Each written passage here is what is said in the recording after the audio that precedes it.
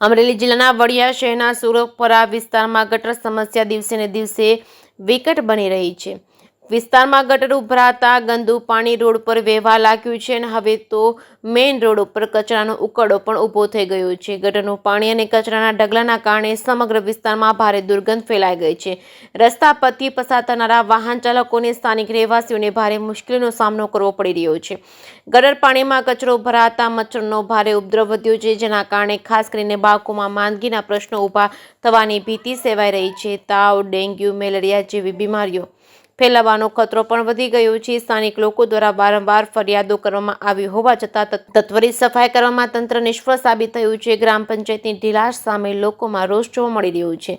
હવે વિસ્તારના નાગરિકોની માંગ છે કે તાત્કાલિક ગટર સફાઈ, કચરા ઉકળાનું નિરાકરણ અને મચ્છર નિયંત્રણ માટે અસરકારક પગલાં લેવામાં આવે, જેથી લોકોના આરોગ્ય અને સલામતીની રક્ષા થઈ શકે।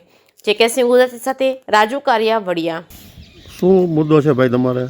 મુદ્દો એ છે કે જો આપણે આ પાણી આમથી ગટરનું આવે છે, ગટરમાં પાણી હું તમને કહું અમારા પાયા સુધી પાણી આવી ગયું છે। જો આ તમે જોઈ શકો અહીંથી પાણી જે આવે આ તો અત્યારે ઓછું છે સાફ કર્યું એટલે, નકર અહીંયા સુધી આ કડ સુધી, કડની નીચે આ કડ છે ને એની નીચે સુધી પાણી હોય, અહીંથી પાણીનો નિકાલ થતો નથી। આનો માથે કચરો બધો અહીંયા આવે છે, ફળ આવે છે, આ કચરો બધો એમને સાફ સફાઈ વાળા સાફ હરખું કરે નહીં, કચરો ભરે નહીં। આ પાણી અહીંથી બહાર નીકળીને એટલે રોડની વચ્ચોવચ જાય છે। આ રસ્તો આ છે ને એવો જ થતો આ, પણ આ પાણીની હિસાબે છે ને આ બધો બગડી ગયો રસ્તો। આગળ તમે જોઈ શકો કે જો કચરો છે ને વચ્ચોવચ છે, જીજીનું ટીસીરી એની બાજુમાં જે કચરો છે શેરીની વચ્ચોવચ ઢગલો કરેલો છે, તમે જોઈ શકો છો। આનાથી રોગચાળો થાય છે, છોકરા માંદા પડે છે।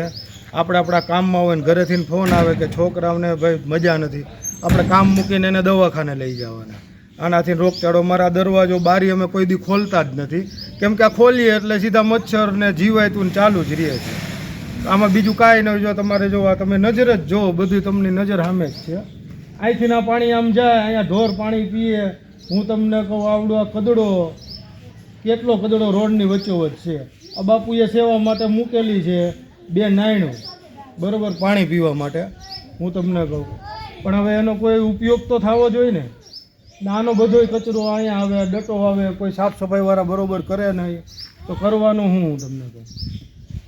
બાપુ જો પાછળ જો ગટરમાં એટલો કચરો હશે ઊભી પટ્ટીમાં, અવારનવાર આપણે રજૂઆતે કરેલી છે કે ભાઈ સરપંચને કહીએ કે ભાઈ તમે આ થોડુંક કરાવો, નહીં કરે, નથી ના પાડતા, માણસો મોકલે એ કરી નાખે, પણ બીજે દીએ પાછું હતું એ નહીં થઈ જાય છે।